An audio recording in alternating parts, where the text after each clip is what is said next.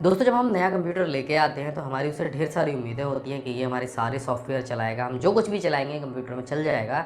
लेकिन कभी कभी ऐसा होता है कि इस चक्कर में हम सिस्टम रिक्वायरमेंट को देखना भूल जाते हैं और बहुत सारे सॉफ्टवेयर ऐसे होते हैं जिसमें सिर्फ अकेला प्रोसेसर ही काम नहीं करता है, वहाँ पर ज़्यादा रैम की भी ज़रूरत होती है, जैसे कि फोटोशॉप। और जब फोटोशॉप को हम सिस्टम में रन करते हैं तो वो परफॉर्मेंस हमें नहीं मिल पाती है जो हमें चाहिए होती है। ऐसा ही होता है वीडियो एडिटिंग सॉफ्टवेयर के साथ में भी।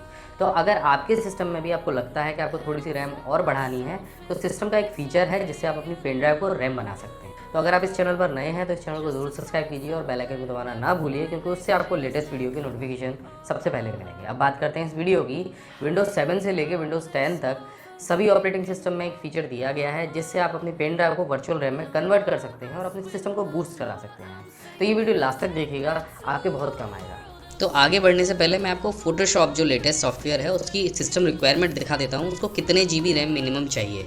तो यहाँ पर आप देखेंगे 2 जीबी होनी चाहिए और 8 जीबी रिकमेंडेड मेमोरी है। तो हम ज़्यादातर क्या करते हैं कि 2 जीबी या 4 जीबी रैम लगा लेते हैं इसके आगे। लेकिन अगर फोटोशॉप से अच्छी परफॉर्मेंस आपको चाहिए तो कम से कम 8 जीबी रैम आपके पास होनी चाहिए। विंडोज़ 10 की अगर हम बात करें तो आप यहाँ पर देखेंगे विंडोज़ 10 को भी कम से कम 1 जीबी रैम की आवश्यकता होती है। और अगर आप 64 बिट का ऑपरेटिंग सिस्टम इस्तेमाल कर रहे हैं तो यहाँ पर उसको 2 जीबी रैम चाहिए। अगर बात करें ऑटोकैड की तो यहाँ पर उसको 8 जीबी रैम चाहिए और 16 जीबी रिकमेंडेड है। अगर आप 16 जीबी इस्तेमाल करते हैं तो वो बहुत अच्छी परफॉर्मेंस देगा। तो अगर आपके सिस्टम में भी रैम कम है और आप कोई ऐसा सॉफ्टवेयर चला रहे हैं जिसमें आपको ज़्यादा रैम की आवश्यकता है तो सबसे पहले गूगल पर जाइए और सॉफ्टवेयर का नाम टाइप करके पीछे सिस्टम रिक्वायरमेंट टाइप कीजिए और वहाँ देखिए कि सॉफ्टवेयर को कम से कम कितनी रैम की आवश्यकता है। तो पेन ड्राइव को रैम बनाने के लिए सबसे पहले अपनी पेन ड्राइव को अपने सिस्टम में इंसर्ट कर दीजिए। अगर फॉर्मेट कर सकते हैं तो ठीक है, अगर नहीं कर सकते हैं तो उसमें जितना भी फ्री स्पेस होगा उसको आपका सिस्टम रैम की तरह इस्तेमाल कर लेगा। तो स्पेस ज़्यादा से ज़्यादा हो ये आप देख लीजिएगा। अगर नहीं है तो एक ऐसी पेन ड्राइव ले लीजिए जिसे आप आसानी से फॉर्मेट कर लें। अगर नहीं करेंगे तो भी कोई दिक्कत नहीं है। तो अपने पेन ड्राइव पर राइट क्लिक कीजिए, प्रॉपर्टी पर जाइए, यहाँ पर आपको कई सारे टैब दिखेंगे। तो यहाँ पर जो रेडी बूस्ट वाला टैब है उस पर क्लिक कर दीजिए।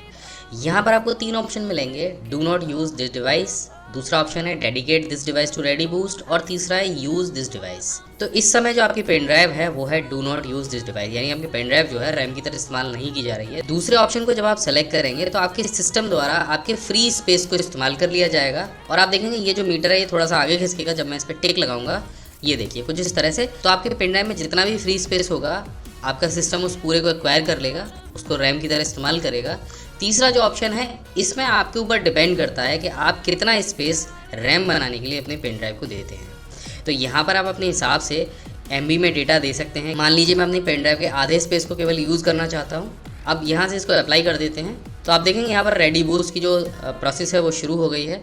तो आप देखेंगे मेरी जो पेन ड्राइव पूरी खाली थी वो यहाँ तक भर चुकी है क्योंकि मैंने अभी इसको आधा ही स्पेस दिया था। यहाँ से आप ओके कर देंगे और आप देखेंगे आपकी पेन ड्राइव में एक रेडी बूस्ट वाली जो फाइल है वो बन जाएगी। तो आप देखेंगे ये फाइल है लगभग 2.14 जीबी की।